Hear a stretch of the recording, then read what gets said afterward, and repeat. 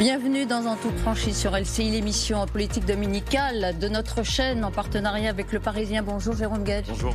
Merci d'être avec nous, député socialiste de l'Essonne. Jérôme Guedj, le Parti socialiste. Et ce matin, la clé pour Sébastien Lecornu. Alors, est-ce que vous choisissez la stabilité ou la dissolution? La question demeure en fait entière. On ne comprend pas clairement la stratégie du Parti socialiste. Vous allez nous éclairer en toute franchise avec Arlette Chabot. Bonjour Arlette, éditorialiste de LCI. Marcelo Westfred du service politique du Parisien, notre partenaire. Bonjour Elisabeth. Et bonjour Julien Arnaud qui viendra tout à l'heure vous poser des questions du tac au tac. Mais d'abord, 3 interrogations. Je vous demande de jouer le jeu. Vous répondez par oui ou par non. On prendra le temps ensuite de développer, bien sûr.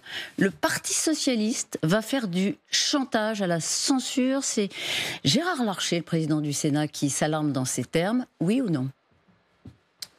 C'est plus proche de oui que de non, c'est-à-dire qu'on va peser dans la séquence. C'est plus proche de oui.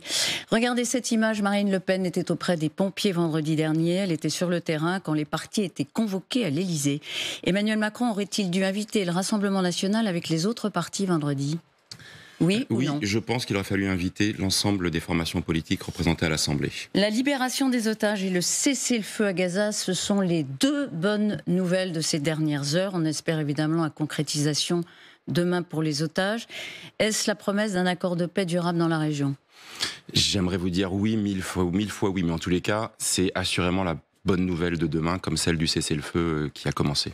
Alors, on reprend toutes ces questions, Jérôme Guedj. Juste un petit mot, question subsidiaire. Le mot qui, justement, caractérise la situation politique pour vous, c'est quoi? Un mot? Je pensais à Jacques Chirac, abracadabrantesque. C'est pas mal. Lunaire, rocambolesque, enfin, vous pouvez prendre tout ce que vous voulez, mais en tout cas, ubuesque et au final désespérant pour l'ensemble des Français. Sébastien Lecornu reconduit à Matignon vendredi soir à 22h. C'est un Premier ministre donc issu du camp présidentiel. Vous vous êtes dit quoi à l'annonce de cette nomination? Provocation d'Emmanuel Macron ou dans le fond, il n'y avait pas d'autre choix? Il y avait d'autres choix. Sincèrement. Alors, je ne vais pas refaire l'histoire, je ne vais pas vous dire qu'il y avait un chemin praticable qui consistait à faire appel à la gauche qui était prête à assumer ses responsabilités, de jouer le compromis sans engager le 49-3 et donc de prendre un risque gigantesque. Quand les socialistes font cette offre de service à Blois, on sait que c'est pas un cadeau qui nous serait donné. Au contraire, ce serait une somme d'enquiquinement. J'ai failli dire autre chose. Moi, je continue à regretter que le président de la République ait pas eu cet éclair de rationalité. Donc Lecornu, c'est pas d'autre choix dès l'instant où il y a une forme d'entêtement à vouloir sécuriser un périmètre d'hyper proche. Mais les Français attendaient de ce moment-là l'incarnation d'un changement. Sébastien Lecornu lui-même a dit qu'il y aura une rupture dans la méthode et dans le fond.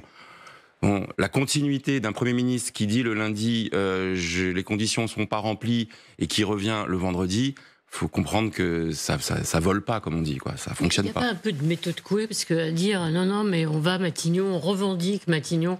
Vous avez franchement, sérieusement, puisqu'on est en toute franchise, imaginez que le président de la République allait choisir, désigner un Premier ministre socialiste. Le bloc de soutien qui est certes fissuré, voire effondré ou qui n'existe plus, c'est quand même 210 députés, c'est-à-dire que c'est plus que la gauche. Puisque nous sommes en toute franchise, je vous redis que je pensais que c'était la seule voie qui permettait de concilier les attentes des uns et des autres. On a essayé, le président de la République a essayé Michel Barnier, venu du camp LR. Après, comme on dit Édouard Philippe, la funeste dissolution de juillet 2024. Ça n'a pas marché. Il a essayé François Bayrou, un centriste. Nous avons pris notre risque, nous, socialistes, en ne censurant pas François Bayrou, parce que le pays avait besoin d'un budget, parce qu'il fallait ramener des victoires à la maison, c'est-à-dire enlever ou améliorer les mesures les plus nuisibles qui étaient dans le budget initial de François Bayrou. Puis Sébastien Lecornu, c'est-à-dire à nouveau un très proche, un fidèle. Ça ne marche pas. Et pourquoi ça ne marche pas? C'est parce qu'à un moment donné, dans les 3 cas, il n'y a pas de rupture sur le pouvoir d'achat, sur la justice fiscale. Donc oui, j'y ai cru. En tous les cas, dit Emmanuel Macron peut changer. Ben oui, parce qu'à un moment donné, je pense que l'erreur est humaine, persévérer est diabolique. Et donc Emmanuel Macron pouvait y compris peut-être un peu tactiquement, se dire, écoutez, vous nous dites que vous êtes capable de le faire, alors allez-y, prenez votre responsabilité. Et là, oui, nous étions prêts. Je lis tous les bandeaux titres qui disent « Recherche ministre désespérément pour Emmanuel Macron ou pour Sébastien Lecornu ». Nous étions en capacité de proposer un gouvernement, une équipe ramassée, compétente, pas clivante, qui aurait pu ne pas être censurée, parce qu'elle aurait construit le compromis au service des Français. Alors, Sébastien Lecornu dit ce matin, dans le Parisien notamment, il dit « Moi, je ne suis pas un collaborateur », il dit « Moi, je suis libre », et l'Élysée lui a dit « Il aura une carte blanche ». Ça veut dire quelque chose, carte blanche. Ça veut dire que normalement, Lecornu 2, c'est autre chose, il aura de la latitude, vous y croyez? Je pourrais vous dire chiche, mais expliquez-moi pourquoi le Lecornu 1 n'avait pas carte blanche, n'était pas libre, n'était pas un collaborateur. Donc cette fois-ci, pour durer, ils ont changé quelque chose. Écoutez, ils n'ont pas le choix. Voilà. Ils n'ont pas le choix. C'est pour ça que la première question que vous me posiez, est-ce que c'est un chantage ou pas un chantage, la censure? Il y a d'ici à je sais pas quand, lundi ça paraît compliqué, probablement mardi, une déclaration de politique générale dans laquelle le Premier ministre va devoir sortir de l'ambiguïté dans laquelle il est encore aujourd'hui sur les sujets de fond. La carte blanche, vous y croyez ou pas? Il a dit, ça n'a jamais été formulé comme ça. J'ai carte blanche, donc j'ai une forme d'autonomie. Est-ce que vous lui faites crédit qu'il va l'exercer? Mais écoutez, nous le demandions à Lecornu 1. Je reprends une formule d'Olivier Faure qui disait il faut que Sébastien Lecornu renverse la table, qu'il s'émancipe de la tutelle du président de la République, de son amitié, de sa proximité, en se cognant, si j'ose dire, à la réalité. La réalité, c'est qu'il ne peut pas continuer la même politique qui a été sanctionnée par les Français, qui expriment leur défiance sur cette situation et qui surtout sont inquiets de ne pas avoir de réponse à ce qui les préoccupe. Est-ce que le travail paie? Est-ce que je vais avoir accès à un médecin? On va y venir. Voyez, sur le fond, on va y venir. Elisabeth, Martichoux, on est en toute franchise. Moi, je veux bien qu'on passe 1 heure à débattre de cette tambouille-là. Mais moi, j'étais en circonscription ces 48 dernières heures et le niveau d'effondrement de la confiance dans le politique, de colère. Qu'est-ce qu'on vous dit? C'est une colère qui embarque tout le monde. Qu'est-ce qu'on vous dit précisément quand vous voyez? Moi, on me dit 2 choses. On me dit, alors, entendez-vous, merci d'essayer de trouver un point d'équilibre, mais n'avalez pas n'importe quoi. N'avalez pas cette espèce de petite manip dans laquelle on a le sentiment qu'ils essayent d'acheter du temps, qu'ils essayent de vous chloroformer, qu'ils essayent de vous endormir. Donc oui, tout le monde doit se sublimer, se transcender dans la période. Nous, on a fait les gestes. Il a raison, le Premier ministre, de dire si j'ai pas ce que je veux, je vais démissionner, parce qu'il menace en privé de démissionner. À nouveau. Oui, mais en même temps, ça veut dire qu'il se donne les moyens. Ça veut dire quoi? Si j'ai pas ce que je veux, à un moment donné, quand on est dans cette responsabilité. Les conditions ne sont pas réunies, exactement. Mais les conditions réunies, c'est votre responsabilité aussi. Arlette Chabot, les conditions, ce sont lui qui les crée. C'est-à-dire qu'il a l'équation, il a les éléments. S'il veut que son gouvernement ne soit pas censuré, puisque ce gouvernement, comme n'importe quel autre gouvernement, est forcément minoritaire, alors il faut qu'il réponde aux aspirations majoritaires des Français qui peuvent enjamber les problématiques des partis. Il s'est fracassé sur Bruno Retailleau et la petite tambouille politicienne des LR qui sont dans la course aux chevaux pour savoir qui sera le candidat à la prochaine élection présidentielle. Mais je vous le redis, les Français, ils s'en foutent de ça. Ils veulent savoir si l'année prochaine sera plus facile d'avoir accès à un médecin. Ils veulent savoir si le coût du logement va pas continuer à gréver leur ménage. Ils veulent savoir si la fiche de paye sera un peu plus confortable à la fin du mois. C'est ça les préoccupations. Le Cornu 2, est-ce que c'est différent de le Cornu 1, de Bayrou et de Barnier? Pour l'instant, non. D'accord. Pour l'instant, non. On va voir la composition du gouvernement. Rendez-vous compte, dimanche dernier, la composition du gouvernement, c'était circuler, il n'y a rien à voir, rien ne change dans la composition des ministres, à part 1 ou 2, et ce qui a fait tomber ce gouvernement, c'est l'arrivée de Bruno Le Maire. Et dans ce cadre-là, Emmanuel Macron, lui, il part en Égypte. Il part en Égypte, alors a priori donc demain et un retour mardi. Est-ce que c'est une bonne chose de partir parce que c'est la question du traité de paix pour Gaza? Ou est-ce que vous dites dans ce moment-là tellement politique où il y a de l'instabilité, son rôle c'est d'être à Paris et pas d'être sur une photo avec les grands de ce monde? Alors en toute franchise, en cohérence avec ce que je vous ai dit tout à l'heure, j'aime que le président de la République et que la France pèsent dans l'accomplissement du processus de paix au Proche-Orient. Mais ça donne aussi un peu l'impression que ça achète du temps. Voilà. Et que dans la période, franchement, cette lassitude de se dire on gagne du temps, on achète du temps, on repousse les décisions. Voilà. Lacan disait la réalité, c'est quand on se cogne.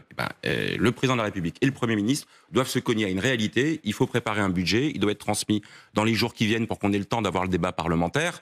Et il va falloir que les projecteurs soient aujourd'hui braqués sur ce travail parlementaire. Et pour l'instant, on n'a pas encore de garantie sur la manière dont il va se dérouler. Moi, je suis content qu'on dise qu'il n'y a pas de 49.3. Mais quels sont les textes qui vont nous être proposés pour qu'aucun débat ne soit interdit sur tous les sujets, y compris la suspension. Avant d'y arriver à ça, il y a d'autres questions. Oui, on est dans une période, on a l'impression que c'est la dernière chance pour tout le monde. C'est la dernière chance pour Emmanuel Macron. Finalement, de sans doute peut-être terminer son mandat dans une tranquillité. C'est la dernière chance pour son Premier ministre, parce qu'encore une fois, il dit si les conditions ne sont pas réunies, je démissionnerai. Et il fait savoir qu'effectivement, il a beaucoup hésité avant d'accepter la demande du président de la République. C'est aussi la dernière chance peut-être pour vous, avant le grand saut dans la dissolution. Mais vous savez, nous, on a pris à plusieurs moments nos responsabilités. On nous l'a parfois reproché. J'évoquais tout à l'heure le fait que quand on n'a pas censuré François Bayrou, c'était pas une décision qui était simple. Elle était prise dans l'intérêt du pays et des Français, et notamment, je le redis, pour avoir des mesures aussi favorables que possible. Quand nous formulions nos propositions à la fin des vacances, on y a travaillé tout l'été, contrairement à ce que pensait François Bayrou, elles ont été au cœur du débat quand on dit qu'il faut plus taxer les ultra-riches pour épargner les classes moyennes et les classes populaires, là où François Bayrou envisageait, et peut-être Sébastien Lecornu encore, de doubler. Non mais les Jérôme Guedj, on essaie de etc. savoir où on va. Les Français, comme vous les rencontrez, disent où on va, qu'est-ce qu'on va devenir, qu'est-ce que vous faites pour nous. Donc la question, c'est pour vous aussi, dans le fond, derrière une éventuelle censure, c'est la dissolution. Est-ce que c'est ça que vous voulez ? Non, moi je vous dis, la dissolution, elle est possible, elle est évidemment pas souhaitable et elle est encore évitable. Voilà, donc on est dans ce moment où pour éviter la dissolution, non pas qu'on ait peur de retourner devant les électeurs, moi j'ai jamais peur du suffrage universel. Il n'est pas souhaitable le retour aux urnes, comme le dit Marine Le Pen, il n'y a rien de plus simple, on va voir les Français et on leur dit maintenant tranchez. Mais pour deux raisons. D'abord parce que je pense qu'elle risque de produire les mêmes effets que la précédente dissolution et de confirmer une tripartition de la vie politique française. Donc inutile. Ça risque d'être inutile. Et par conséquent, ce sera une accentuation de la crise qui, cette fois-ci, remontera à l'étage supérieur au président de la République. On dira, mais attendez, 2 fois en un an, une dissolution impulsive sans qu'elle puisse apporter des solutions. Les solutions, c'est le gouvernement et le Parlement qui peuvent les apporter. Le Parlement est disponible pour ça. Moi, je souhaite que dans cette période, les parlementaires prennent les clés du camion, pardonnez-moi l'expression. Ouais. Mais pour ça, il faut que dans cette satanée 5e République, le gouvernement les lui donne un petit peu. Il y a eu un pas intéressant, moi je le prends, le fait de renoncer à l'usage du 49.3, mais maintenant il faut le vérifier dans les jours qui viennent pour que tous les débats puissent avoir lieu à l'Assemblée nationale, ce qui en l'état actuel n'est pas le cas. Avant cela, il y aura la composition du gouvernement. Pour l'instant, les Républicains, c'était un coup de théâtre de ces dernières heures, décident de ne pas participer. Donc, exit Bruno Retailleau. Ça vous aide, non ? Assurément, le fait d'avoir moins de personnalités clivantes, irritantes, pouvant alimenter, à juste titre pour certains, une volonté de censurer, c'est plus simple. Je ne vais pas vous dire le contraire. Et les messages qu'on a pu faire passer ici ou là, c'est qu'évidemment, dans un moment inflammable comme celui-ci, on ne met pas de l'huile sur le feu, dans le contenu et dans le contenant. Et donc, c'est certain que si les Républicains décide de faire ce pas de côté, c'est peut-être plus propice, en tous les cas, à ce qu'on désescalade dans la volonté. C'est un irritant, comme on dit maintenant, en moins, parce que Bruno Retailleau, c'était quand même une de vos cibles. Marcelo. Est-ce qu'un socialiste au gouvernement, ce serait possible ? Mais non, je vous réponds franchement, là aussi, ce serait entretenir de la confusion. Vous savez, quand nous étions disponibles pour Matignon, c'était pour un gouvernement de gauche et des écologistes, sans débauchage individuel, parce que sinon, alors après, on ne comprend pas quel est le point d'équilibre de ce gouvernement. Vous pensez que chez vous, il y en a qui sont tentés ou pas ? De mettre les mains à la pâte, dans le cambouis, d'y aller. Mais vous savez, le meilleur endroit pour mettre la main à la pâte et dans le cambouis, c'est dans le travail parlementaire. Moi, la proposition que je fais et la demande que je fais à ce gouvernement, s'il veut tenir, c'est que dans la mise en œuvre demain de ce qui sera voté, il faut associer le Parlement, mais pas de manière symbolique, pas de manière homéopathique. Moi, je veux, comme parlementaire, je suis président d'une mission de contrôle à la Commission des affaires sociales, je veux pouvoir suivre heure par heure la construction de ce budget, la rédaction des décrets d'application. C'est-à-dire être au-dessus de l'épaule des ministres, puis... Eh bien oui. C'est-à-dire que sous le contrôle du Parlement, dans l'élaboration du budget et dans sa mise en œuvre. Vous voulez être à Bercy, là. Vous allez mettre une... Oui, mais à Bercy, pas dans la solidarité gouvernementale, pas dans la participation au gouvernement, mais dans le rôle qui est historiquement celui du Parlement, qui est de contrôler l'action du gouvernement. Sauf qu'on n'a pas toujours, il faut parfois, rappelez-vous, pendant la réforme des retraites, où on n'avait pas les bonnes données, pas les bons chiffres, moi je suis allé toquer à la porte du ministère des Affaires sociales pour demander les vrais chiffres qu'Olivier Dussopt cachait dans le débat parlementaire, et je suis allé dans le bureau du directeur de la Sécurité sociale, qui a été obligé de me donner des chiffres qui contredisaient ceux du Vous avez peur qu'il y ait des petits paragraphes, où il y ait des baisses de, par exemple, je sais pas, des franchises de médicaments... Vous avez tout compris. Vous avez tout compris. C'est-à-dire que dans la Ve République et dans l'élaboration d'un budget, on peut débattre de choses à l'Assemblée nationale, de grandes trajectoires et grandes masses, et dans la mise en œuvre, c'est chat échaudé craint l'eau froide. Nous l'avons vécu avec François Bayrou. Mais là, à un moment donné, nous avions topé sur un certain nombre d'éléments, et dans l'exécution budgétaire, ils n'ont pas été respectés. Pire, ils ont été démentis. Est-ce que vous avez des craintes qui sont justifiées par des indices particuliers? Vous vous dites, tiens, là, ils sont en train d'escamoter un certain nombre, de mettre des choses sous le tapis. Est-ce que vous avez des indices? Attendez, pour l'instant, je n'ai pas de texte budgétaire. C'est un peu problématique. La veille du 13 octobre, je ne sais pas quel est le contenu du PLF, le budget de l'État, et du PLFSS, le budget de la sécurité sociale. Donc là, on va avoir une lessiveuse parlementaire où en très peu de temps, on va avoir les documents qui vont être présentés, dont le Premier ministre nous dira assurément c'est une base de discussion telle qu'elle a été préparée. C'est un peu ce qu'il a dit quand il s'est adressé aux Français. Il a raison de le dire parce que d'après les informations dont nous disposons, parce que ces textes doivent passer par des étapes de consultation au Conseil d'État, au Conseil des finances publiques, pour l'instant, dans les textes qui vont être soumis, il y a encore les gros irritants, les mesures, pardonnez-moi, dégueulasses qui avaient été envisagées par François Bayrou. Elles sont encore dans le texte. Donc Sébastien Lecornu, je l'invite... Alors, plus les jours fériés, mais...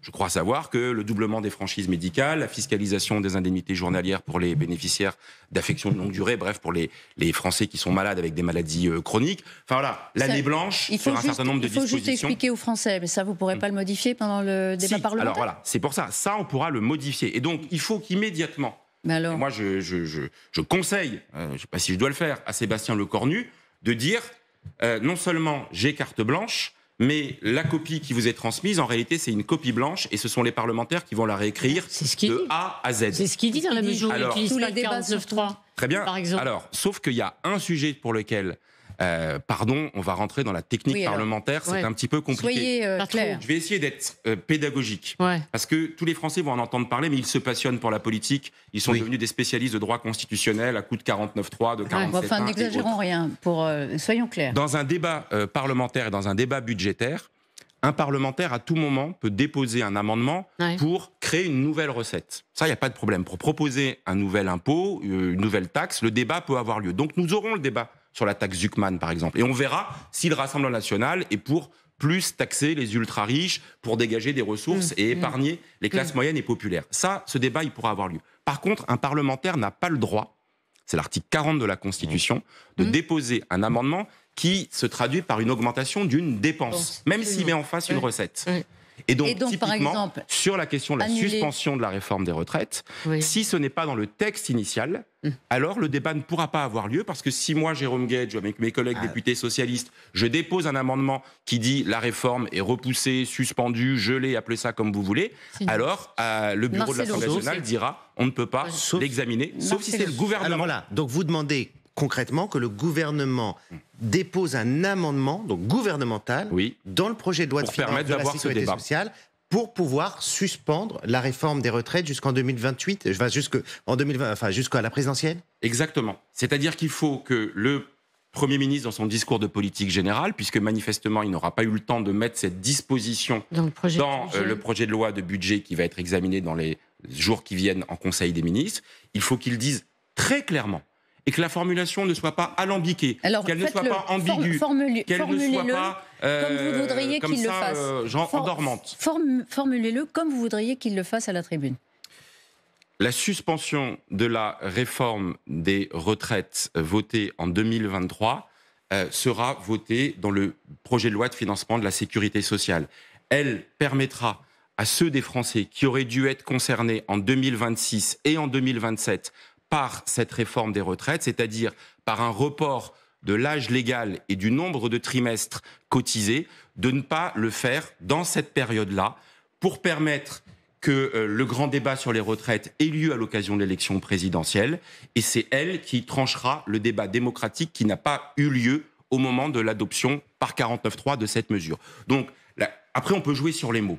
Allez, vous allez en entendre plusieurs. Suspension de la réforme des retraites, ça veut dire, vous savez, la réforme des retraites, elle s'appliquait progressivement sur le report chaque année de 3 mois pour chaque génération, de 3 mois du report de l'âge légal. En ce moment, c'est la génération 63 qui est donc à 62 ans et 9 mois et qui est à 169 trimestres et qui doit passer à 170 trimestres l'année prochaine. C'était donc une progression ainsi. Ce que nous proposons, c'est qu'il y ait un palier. Voilà, que ce soit une suspension, alors on peut avoir le débat à durée déterminée, qui enjambe la réforme des retraites.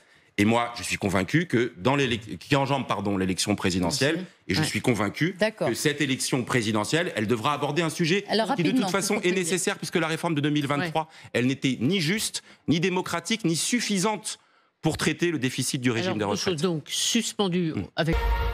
En toute franchise, Jérôme Gage, député socialiste de l'Essonne.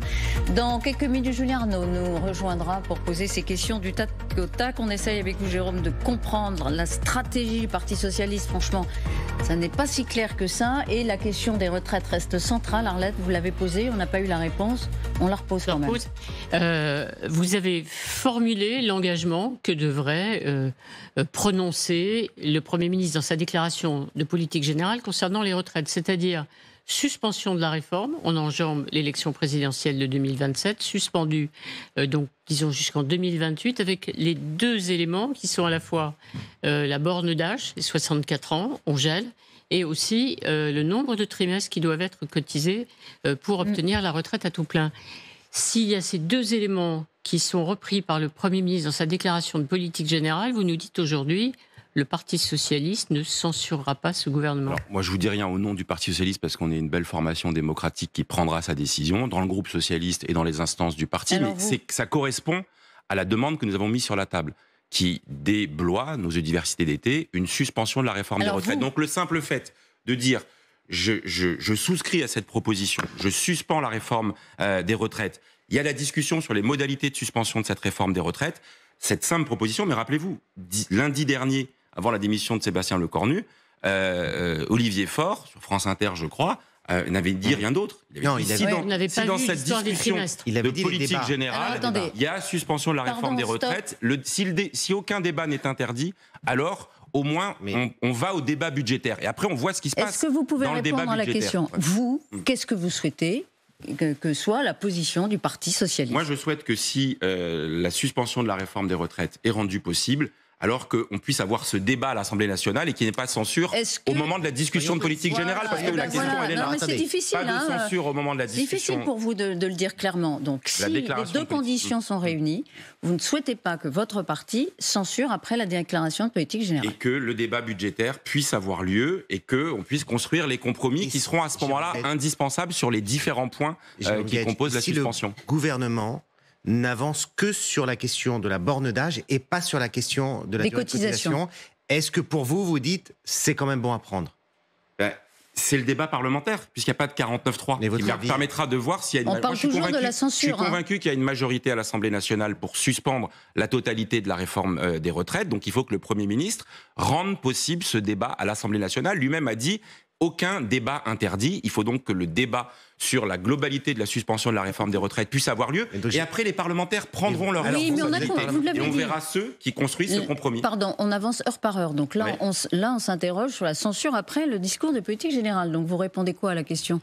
Je réponds que dès que le débat est rendu possible sur la suspension de la réforme des retraites, alors il ne faut pas censurer le Premier ministre et qu'il faut qu'on ait ce débat, parce que ce serait paradoxal de l'avoir réclamé et de ne pas le rendre possible pour arracher cette victoire. Parce que concrètement, derrière tout ça, on parle de ça depuis tout à l'heure, c'est 700 000 personnes l'année prochaine et 700 000 personnes en 2027 qui seraient concernées positivement par cette suspension de la réforme des retraites, au moins. Juste une petite question avant d'en arriver aux procédures. Vous êtes très précautionneux quand même, hein. Vous dites-moi, si vous avez peur de quoi ? D'apparaître comme une béquille encore des macronistes ? Mais évidemment. Évidemment, moi, je vous parlais de mon passage dans ma circonscription, à Massy ou Palaiseau, vendredi et samedi, et les gens disent ces deux choses. Entendez-vous, mais ne soyez pas les dindons de la farce. Parce que on sent qu'on peut être instrumentalisé pour être la dernière bouée de sauvetage. En fait, c'est nous qui prenons le plus nos responsabilités dans la période. Notamment avec les propositions qu'on a formulées autour desquelles c'est structuré le débat politique. Pardon, mais la taxe Zuckman, c'est nous qui l'avons mis sur la table en disant il faut de la justice fiscale pour qu'on épargne les classes populaires, pour qu'on évite les mesures les plus injustes qui peuvent les concerner. Donc les gens ont bien compris que dans la période, les responsables, ils étaient plutôt du côté du Parti socialiste. C'est tout bénef, comme on dit. Bien sûr que c'est tout bénef. Mais si en sens inverse, on est responsable, mais qu'en face, on a des gens qui n'honorent pas le deal, comme ça s'est passé avec François Bayrou, alors on est les dindons de la farce. Alors, une question, Marcel. Est-ce que vous craignez, parce que c'est une crainte qui est notamment reprise et beaucoup portée par le Rassemblement national et LFI, que le débat parlementaire commence si tardivement qu'en fait, c'est un indice que la stratégie de l'exécutif, c'est en fait de durer le plus possible pour finir par utiliser ce qu'on appelle les ordonnances. C'est-à-dire que si le débat s'est trop enlisé, la Constitution permet à l'exécutif de passer par ordonnance, on revient au projet initial et c'est fini, le débat n'aura servi à rien. Est-ce que vous pensez que c'est la stratégie cachée du gouvernement ? Ce serait évidemment une mauvaise manière, Monsieur Weiss. Est-ce que vous le craignez ? Est-ce que vous la craignez ? Parce que votre niveau de confiance, vous l'avez dit tout à l'heure, est quand même assez limité. Il est érodé, vous avez raison. Ce serait une mauvaise manière parce qu'on ne peut pas dire... Le lundi, c'est le Parlement qui élaborera le budget, je retire le 49.3 et user d'une autre ruse qui est celle des délais constitutionnels. Et donc, là aussi, on prendra nos responsabilités. Ça veut dire qu'il faut qu'on avance dans le débat parlementaire et qu'on traite, encore une fois, l'ensemble des sujets. Et je ne veux pas qu'on s'éloigne des préoccupations de l'ensemble de nos concitoyens. La question du pouvoir d'achat, la question de la justice fiscale, elles sont cruciales et c'est que le budget qui peut le traiter. J'ajoute un élément, parce que quand il va prononcer son discours de politique générale, le Premier ministre, il ne va pas parler que du budget, même si c'est la haie première qu'il doit sauter. Parce que dans la période, il y a aussi du débat parlementaire. Moi, j'aimerais que le Premier ministre parle de l'extra-budgétaire et dise, par exemple, qu'il y a des textes qui doivent être examinés. Lesquels ? J'en cite un. J'aimerais que ce Premier ministre nous garantisse que le débat sur la fin de vie, que le texte sur la fin de vie puisse arriver à son terme. Il doit être inscrit au Sénat et faire les allers-retours dans la période où le texte est au Sénat et ainsi de suite. J'aimerais qu'il puisse aussi dire il y a des préoccupations sur l'accès aux soins, sur le grand âge, les personnes âgées, les services à domicile, les EHPAD, des préoccupations du quotidien. J'aimerais qu'on parle du logement, qui est là aussi une préoccupation du quotidien de nos concitoyens. Nous, notre rôle de députés socialistes, c'est d'obliger ce gouvernement à traiter les attentes de nos concitoyens. Il y a le support budgétaire, mais il y a aussi les textes législatifs qui peuvent être mis sur la table plutôt que des textes qui sont moins prioritaires, moins indispensables. 69 députés dans votre groupe, on a bien compté, c'est toujours ça ? 69 députés, j'espère tout à l'heure. Alors, 70. Est-ce que Olivier Faure, pardon de le formuler comme ça... élections. Ah oui. Il y a une élection partielle, on n'en parle pas. N'allons pas plus loin. Je n'ai rien dit. Pas plus loin. Voilà. Est-ce que Olivier Faure tient ses troupes ? Est-ce qu'il y a, non pas, comme dans d'autres partis, des tensions ? Est-ce qu'il y a des tensions avec des radicaux qui... Il y a combien de censures au fil ? On en parlait tout à l'heure chez vous. Il y a des personnes qui estiment qu'en toutes circonstances, il faut censurer. Mais dans la période, je vous disais, il y en a combien à peu près chez vous ? Vous savez, la précédente fois, en janvier, quand on a décidé de ne pas censurer François Bayrou, il y a une petite dizaine, je crois 8 sur les 66 à l'époque, qui ont préféré autonomiser de la position du groupe. Voilà. Mais je vais vous dire, dans la période, franchement, en responsabilité, les socialistes ont pu être entendus avec force dans le débat politique depuis plusieurs mois, dans leurs propositions de fond et de méthode, parce qu'ils l'ont fait à chaque fois de manière coordonnée et de manière unie. J'ai eu des désaccords avec Olivier Faure, mais dans la stratégie, là, de peser dans le débat politique, je dis des désaccords démocratiques, on a eu un congrès du Parti Socialiste, j'étais pas dans le camp d'Olivier Faure, mais on a été capable, avec Nicolas Meillard-Rossignol, avec Hélène Geoffroy, avec d'autres, de pouvoir se dire, pour peser dans le débat politique, il faut qu'on parle d'une seule voix. Et comme nous l'avons fait à chaque fois, d'une seule voix, ça a été plus efficace. Donc vous êtes confiant dans cette capacité de faire bloc, Marcelo ? Est-ce que s'il y a une censure pour vous derrière, c'est forcément la dissolution ? C'est ce que le Rassemblement national... Là, ça devient un peu inéluctable. Autant la censure précédente pouvait aboutir à une réorientation de la part d'Emmanuel Macron, concrètement nommer un Premier ministre de gauche. Là, ça me paraît très compliqué. Donc, c'est pour ça qu'il faut qu'elle soit C'est pour ça qu'il faut qu'elle soit Alors, repoussée. Dissolution, censure égale dissolution, c'est ce que vous pensez. Il y a un risque réel, Égale accélération, enfin en tout cas, arrivée du RN possible au pouvoir. Est-ce que vous, Parti Socialiste, vous pouvez prendre le risque d'être un facteur d'accélération de l'arrivée du Rassemblement national au pouvoir ? Non, c'est la raison pour laquelle je vous le dis. Voilà. Moi, donc, mon engagement, je vous le redis là aussi en toute franchise, quand je suis revenu me présenter en 2022, ma seule préoccupation était de créer les conditions pour que dans le pays, le Rassemblement national ne gagne pas les élections. C'est ça mon obsession, matin, midi et soir, mon engagement politique. Donc ça devrait être la boussole du Parti socialiste. C'est ma boussole en tous les cas, et donc ne pas prendre le risque. Ça n'apparaît pas comme la boussole. Oui, mais vous voyez bien qu'on est dans un poker menteur, puisqu'en disant si vous ne voulez absolument éviter la dissolution pour éviter que le RN accède au pouvoir, alors il faut que vous avaliez tout et n'importe quoi. On ne peut pas être dans le poker menteur. Quand on dit que chacun doit prendre ses responsabilités, la fabrication du compromis, c'est coûteux. Donc, en face de nous, il faut qu'il y ait des gens pour lesquels ce soit coûteux de construire ce compromis sur les retraites, sur la justice fiscale. Vous n'êtes pas dans la surenchère. Mais voyez, moment, vous demandez les retraites, ensuite vous demandez la taxe Zuckman, le 49.3, maintenant les retraites, etc. On a l'impression qu'à chaque fois qu'on vous propose quelque chose, c'est pas assez. Il n'y a eu aucune surenchère. À la fin de l'été, à Blois, nous avons présenté nos propositions sur le fond et sur la méthode. La justice fiscale pour nos concitoyens, le soutien au pouvoir d'achat, la suspension de la réforme des retraites, traiter les préoccupations du quotidien. Et la méthode, ne pas recourir au 49.3. Donc le paquet est connu. Le problème, c'est qu'en face de nous, on n'a eu à aucun moment une réponse. On a eu des réponses perlées. Peut-être prendre un peu de ceci, peut-être prendre un peu de cela. À un moment, moi, vous savez, je regrette qu'il n'y ait pas eu, non pas une négociation, mais à un moment donné, une proposition qui a été faite par le Premier ministre, après ces va-et-vient, plutôt que de constater que lui dise les conditions politiques ne sont pas réunies et donc je démissionne. Moi, j'avais proposé que ce débat-là devait avoir lieu au Parlement, entre parlementaires, avant même la reprise de la session parlementaire. Donc non, ce n'est pas de la surenchère. Encore une fois, les plus responsables, ils sont de ce côté de la table, et j'aspire à ce qu'en face, on ait aussi des gens responsables pour éviter, en effet, ce qui serait... un risque de paralysie et donc d'implosion du pays. Alors, à propos de paralysie, ou en tout cas avec des Français déboussolés et inquiets, vous nous avez dit tout à l'heure, s'il y a une dissolution, il y a un risque, c'est qu'effectivement, il n'y ait pas une clarté extraordinaire. Et soit pas de clarté, soit RN au pouvoir. Voilà, RN au pouvoir, donc c'est pas ce qu'on souhaite. Alors vos camarades, si j'ose dire, de la France Insoumise disent c'est pas le sujet c'est la destitution du président de la République, ils sont à fond dessus, départ d'Emmanuel Macron.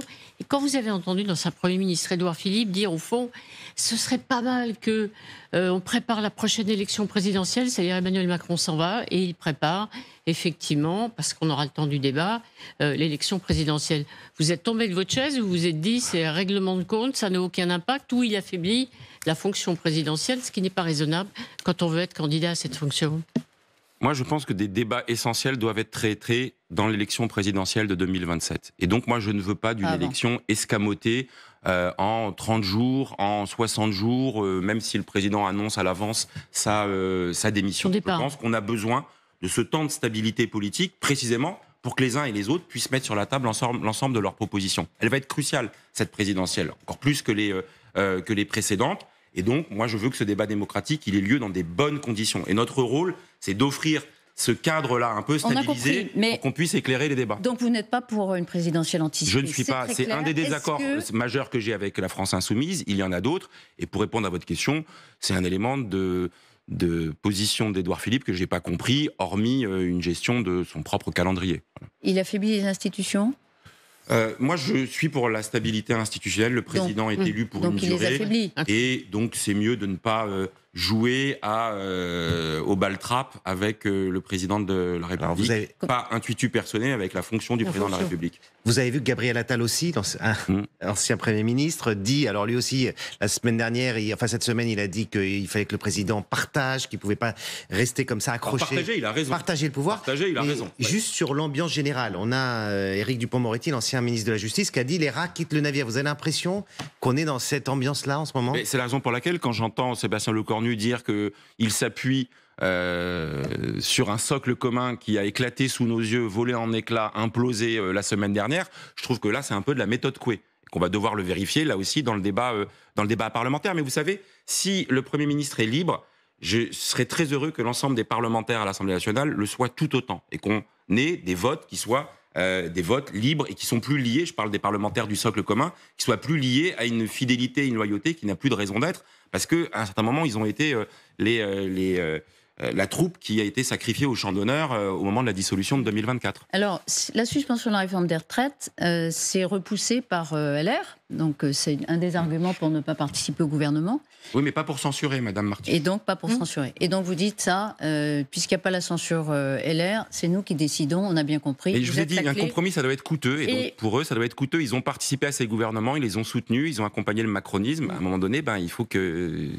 cotise, si j'ose dire. Les Verts sont beaucoup plus allants sur la censure. Vos partenaires écologistes sont fiables ou pas comme partenaires? Je pense qu'ils sont attachés à ce que, d'abord, le Rassemblement de la gauche et les écologistes puissent fonctionner au mieux. Mais c'est vrai qu'il y a une partie d'entre eux qui sont un peu plus censurophiles que d'autres. Voilà, mais on le vérifiera dans la discussion. Et un peu plus proche aussi, sans doute, de la France insoumise, c'est vrai. Voilà, c'est vrai. Il y avait une réunion, renaissance, si j'ose dire, du nouveau Front populaire en version 2, réunion des partis de gauche. LFI tenait beaucoup, le Parti socialiste n'a pas participé. Ça veut dire que, franchement, vous maintenez vraiment une distance très forte avec la France insoumise. Et si demain, il y a une dissolution, vous dites aujourd'hui... nous partirons seuls, c'est-à-dire peut-être avec les écologistes pour des candidatures communes, avec le Parti communiste, mais les filles, terminées, on fait... Avec les radicaux, voilà, avec mais d'autres. pas la France insoumise, pas de candidature commune. C'est vraiment ce que vont décider les socialistes? En tous les cas, moi, Non, mais vous, c'est clair, mais... vous dites c'est clair, mais moi, je me félicite que ce soit désormais la position dite avec force par les dirigeants du Parti socialiste. Pourquoi je m'en félicite? Parce que moi, il y a eu un tournant mardi, j'ai été lanceur d'alerte il y a 1 an en n'étant pas candidat dans le cadre du NFP, en refusant le partenariat avec la France insoumise. Aujourd'hui, c'est la position... Est-ce que c'est officiel du parti? Officielle du parti, pas d'accord programmatique, pas d'accord électoral. Tant mieux. Voilà. Alors, tant mieux. Et donc c'était cohérent de ne pas aller à cette réunion. Alors au-delà des grands principes, si demain il y a une législative anticipée, s'il y a un candidat insoumis sortant, est-ce que vous, Parti socialiste, vous mettrez des candidats en face de ces sortants? Oui, de la même manière que la France insoumise a envisagé et indiqué qu'elle mettrait des candidats insoumis face à des candidats socialistes. Et d'ailleurs, ils ont commencé à le faire sans attendre des législatives anticipées. Ils le font aux élections municipales. Leur cible première, c'est de faire chuter des maires socialistes là où ils sont et là où ils travaillent efficacement, comme Michael Delafosse à Montpellier ou à d'autres endroits. Donc à un moment donné, moi, j'ai pas un côté à tendre la deuxième joue quand on nous met des tartes. Voilà, donc je suis pas enclin à se soumettre à nouveau devant la France insoumise, parce que les désaccords que nous avons avec eux, ils sont stratégiques, ils sont tactiques, et puis surtout ils sont principiels autour des valeurs, autour du rapport à la démocratie, à la République, à la laïcité, à une certaine idée de la dispute apaisée qui n'est pas celle qu'ils partagent. Quelle que soit la configuration, il y aura un candidat socialiste face à un candidat LFI, qu'il soit sortant ou qu'il soit néo-candidat. Ça me paraît cohérent, mais de la même manière que Jean-Luc Mélenchon, il a indiqué qu'il serait, ou même si c'est pas aussi transparent, mais candidat à l'élection présidentielle, et donc face à un candidat issu de ce que moi je crois indispensable pour le pays, c'est-à-dire une candidature de la gauche républicaine, écologique, sociale, qui passe pas par-dessus bord l'universalisme et la laïcité, qui respecte le jeu démocratique, qui sur les questions internationales ne s'acoquine pas avec Vladimir Poutine et avec ceux qui passent par-dessus bord des principes fondamentaux. C'est votre conviction personnelle ou c'est la position du Parti socialiste? Elle est de plus en plus massive dans le Parti socialiste aujourd'hui, j'en suis convaincu. Voilà. Donc vous espérez que ce soit, mais on n'en a pas encore. Mais vous avez encore lu ce matin l'interview d'Olivier Faure, en disant il n'y a pas d'accord avec la France insoumise. Voilà. Après, il faut le vérifier dans les décisions. Et qu'est-ce que vous dites quand vous voyez les sondages qui paraissent et qui montrent qu'aujourd'hui le rejet est plus fort à l'encontre de LFI que du Rassemblement national? C'est ce qui motive cette position aussi. Outre, au nom de ces désaccords-là, les électeurs, vous savez, ils ont cette intelligence-là. Il y a 8 ans, dans un deuxième tour d'élection entre le RN et Jean-Luc Mélenchon, les résultats, c'était 65% pour Jean-Luc Mélenchon, 35% pour le Rassemblement national. Aujourd'hui, c'est l'inverse. Donc, le plus mauvais candidat à l'échelle nationale ou à l'échelle d'une législative pour un deuxième tour pour battre le RN, c'est le candidat de la France insoumise. C'est de leur faute.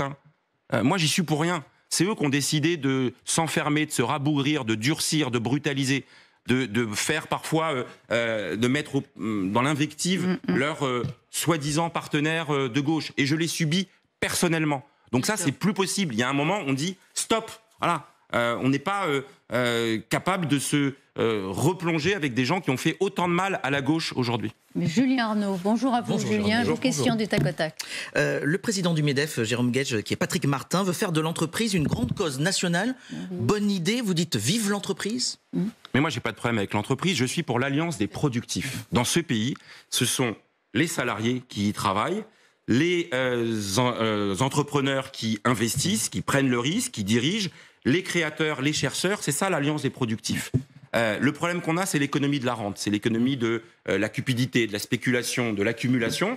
Donc, moi, oui, j'ai aucun problème à dire vive l'entreprise. Une entreprise qui laisse sa place aux salariés, une entreprise qui partage ses richesses, mais c'est une entreprise qui est indispensable pour créer des emplois, pour aménager le territoire, pour participer du développement du pays. Donc, pas de problème à dire vive l'entreprise. Pas de problème. Les chiffres de la santé mentale font froid dans le dos. Un tiers des jeunes présentent des signes de troubles anxieux ou dépressifs.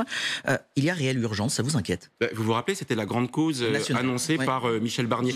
Qu'est-ce qu'il y a eu comme changement concret dans les CMP, les CMPP, les hôpitaux psychiatriques, les dispositifs de santé mentale? Alors, il y a eu une mesure qui s'appelle Mon soutien psy. Bon, voilà, mais ça change pas les choses. La santé mentale, et notamment la psychiatrie publique, j'ai présidé pendant près de 20 ans le conseil d'administration d'un hôpital psychiatrique dans l'Essonne. Elle est en crise majeure et ça a un retentissement sur toutes les politiques publiques, sur le logement, sur la question de la jeunesse en grande difficulté, parfois même sur des questions de sécurité quand on voit des comportements problématiques. Donc, moi, j'avais applaudi quand Michel Barnier avait fait de la santé mentale une grande cause nationale, sauf que derrière, ça n'a pas réellement suivi dans les moyens. Le casting, je voulais revenir. La juriste Anne Levade, le préfet de police de Paris, Laurent Nunez, ou pourquoi pas l'ex-patronne de la FNSEA, Christiane Lambert, au sein de ce nouveau gouvernement. Chiche, vous dites? Écoutez, on peut balancer autant de noms. Encore une fois, quelle est la ligne? Quels sont les mots prononcés par le Premier ministre dans son discours de politique générale? Après, les noms que vous citez, si ça permet que ce soit moins clivant, mais bon, encore une fois, moi j'attends de voir le discours de politique générale. Ça va être vraiment le moment de vérité de cette semaine. Vous avez dit au début de l'émission, abracadabrantesque sur cette séquence. Je me suis demandé, tiens, est-ce que vous n'avez pas eu l'intention d'abandonner la politique à un moment donné, là, dans cette séquence? Non.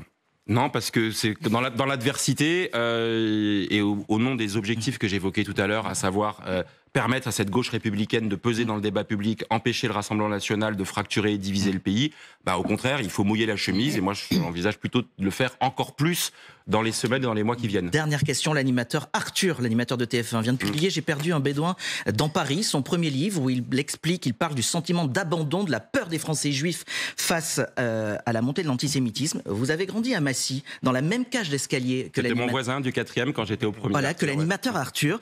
Il dit « Les Français ne sont pas conscients de la peur et de l'angoisse dans laquelle vit la communauté juive ». Vous partagez? Il a raison. Il a raison. C'est un drame que je vis comme d'autres en proximité, voire dans ma propre famille. Quand il faut enlever une mezouza sur la porte de sa maison, je peux vous dire que ça fait douter d'un pays qu'on aime plus que tout. Et que ce doute-là, il ne peut pas s'alimenter de la solitude. Donc j'espère que le sursaut viendra et que j'espère que la paix qui se construit en Israël et en Palestine permettra la désescalade là aussi en France et la fin de l'instrumentalisation de ce drame pour des mauvaises raisons. Vous voulez la poser ou je la pose? Sur les questions de Gaza. Allez-y, Gaza. La libération des otages demain et le cessez-le-feu, c'est la question qu'on vous posait dès le début de cette émission. C'est la fin de la guerre? C'est en tout cas, c'est l'espoir. Souhaitons-le, c'est-à-dire vraiment souhaitons-le. Tout a commencé par ce truc hallucinant qui a été banalisé. On peut prendre des gens en otage, des civils, on peut les prendre. C'est banal, c'est normal, c'est accepté. C'est une anomalie majeure. À aucun moment, quelques personnes que ce soit ne pouvaient accepter ce mode d'intervention. Donc la libération des otages et la fin de cette guerre terrible avec des milliers de victimes civiles palestiniennes, dans ce contexte anxiogène, je prends ces de bonnes nouvelles et il faudra être extrêmement vigilant. Et nous, modestement, notre responsabilité ici de dirigeants politiques nationaux, c'est de faire en sorte qu'on n'importe pas ce conflit sur le territoire national. À chaque fois qu'on le fait, on crée de la fracture, de la division, des drames et de la désespérance. C'est le cas et ça a été bien trop le cas. Et moi, je le refuse. J'essaye d'incarner avec d'autres le courage de la nuance en général en politique et encore plus sur cette question israélo-palestinienne où il faut mettre cette nécessaire complexité. Parce qu'on pense évidemment à ceux qui sont là-bas. Il a raté le coche cette année, Nobel de la paix pour Trump. Si dans un an, eh bien, les tirs n'ont pas repris, les bombardements n'ont pas repris, ce qui serait extraordinaire. Est-ce qu'il faut donner le Nobel de la paix? Pourquoi pas, franchement. Pourquoi pas. Vraiment, c'est pas ça le problème. Voilà. Parce qu'il a réussi à faire quelque chose que Netanyahou, et je lui en veux beaucoup, n'a pas fait. C'est-à-dire qu'il a remis en priorité la question de la libération des otages comme préalable et comme port d'entrée, là où Benyamin Netanyahou, par cynisme parfois, et les Israéliens lui en ont beaucoup voulu, a invisibiliser, secondariser cette question des otages. C'est le mot de la fin. Merci beaucoup Jérôme Guedj d'avoir été notre invité. Merci Arlette, Marcelo, Julien. À la semaine prochaine.